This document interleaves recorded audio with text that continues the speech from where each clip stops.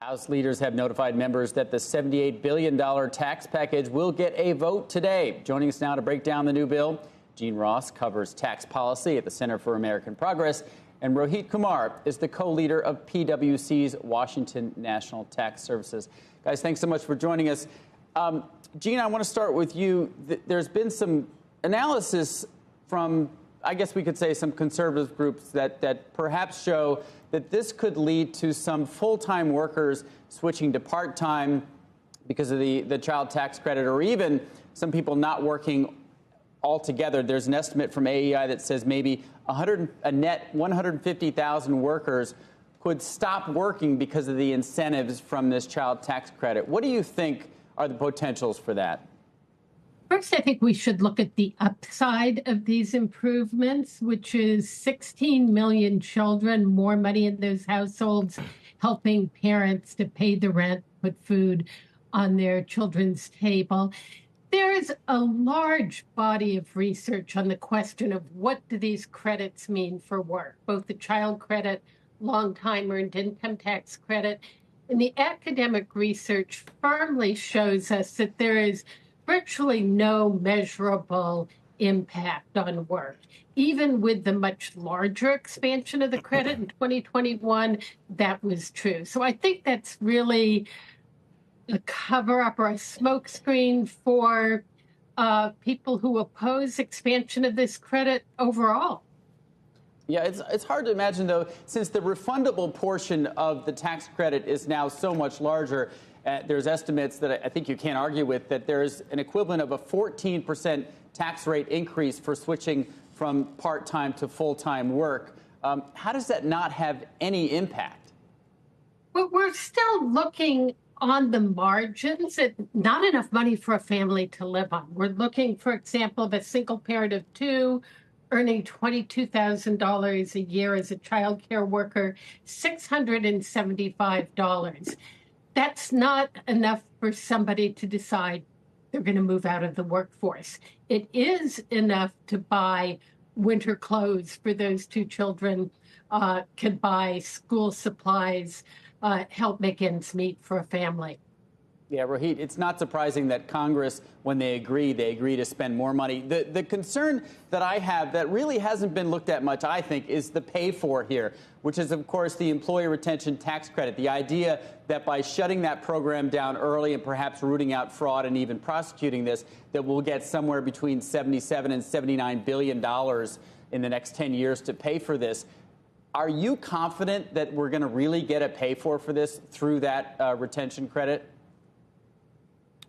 Yeah, no, I am. I mean, look, this program was only estimated to cost $50 billion when it was first enacted. And then Congress loosened the eligibility requirements. This was in the midst of the pandemic. And so now the claims have rushed in at a volume that was, frankly, never anticipated. This might be, to my mind, the most real pay for, the most real offset that Congress has considered in a generation. If we don't make this policy change, if we don't say, look, amended returns have to be filed by actually today, then the IRS is going to pay out tens and tens and tens of billions of dollars of more of these claims. Some of them would be legitimate. Some of them might not be. But the truth of the matter is this was a pandemic-era program, and if you're around today to file an amended return, you made it. Congratulations. And clearly you didn't need this money to survive, and I think that's the judgment that Congress is making. Look, yeah, but isn't a lot of that money, and there is clearly, there's an estimate that 95% of the payments on this program are fraudulent, which also tells us that maybe all the money is already out the door. So the idea that you're going to save an additional $79 billion in the next 10 years from this, especially because in order to get that back, you're going to have to prosecute. IRS are going to have to go to court to prove fraud, and to get that money back, that could take years and years and years just to get back. And this legislation was so poorly written and so broadly written for this tax credit that it's highly possible that no one actually violated the law. It was just a badly written piece of legislation. No, this is not the issue of going back and getting claims that are already filed that might be fraudulent or the like. But this is about saying they're saying that some of this money will be gotten back from the IRS prosecuting this, and getting money that's been fraudulently taken as a tax credit. Look, yes, a very small amount. The vast majority of the $80 billion that will be saved by making this change is by saying all amended returns have to be filed by the end of January. If we didn't make this change in law, people could continue to amend returns and file until April 15th, 2025. So they're cutting off a year and change of additional claims that would be filed. It's those claims, or the fact that those claims now will no longer be considered, right, I see. That the savings are generated. Some of it might come from prosecuting fraud and things like that, but really it's shutting the program down effectively a year and a couple months earlier than it would have otherwise been shut down. Yeah, they would shut it down, I guess, today if it were. That's right, yeah, today. One last question on the business side of this. You make a great case for how this really helps those most in need, the low-income households and taxpayers. On the business case, what was interesting to me is you're rewarding businesses for things that they have already done. And so perhaps the stimulative element of this tax change may not be that strong. What do you think of the business givebacks on the other side of this legislation? Yeah, I mean, look, these are the real growth drivers, the long-term economic growth drivers of the proposal.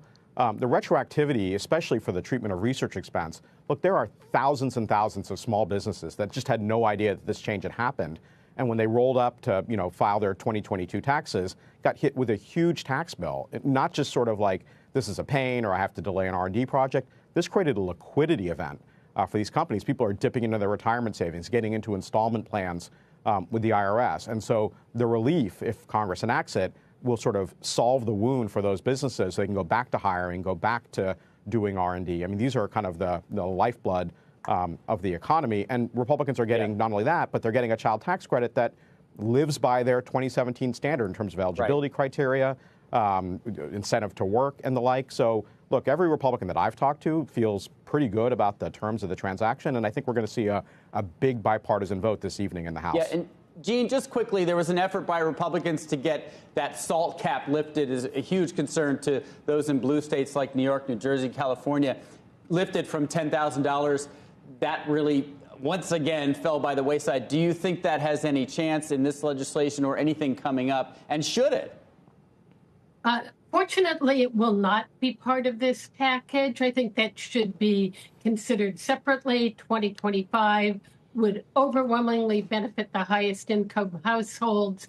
I think this is a modest package. It's a compromise package. We think that the business provision should have been paid for by raising the corporate tax rate that they were initially designed to help pay for. But this is a good package and deserves a big vote.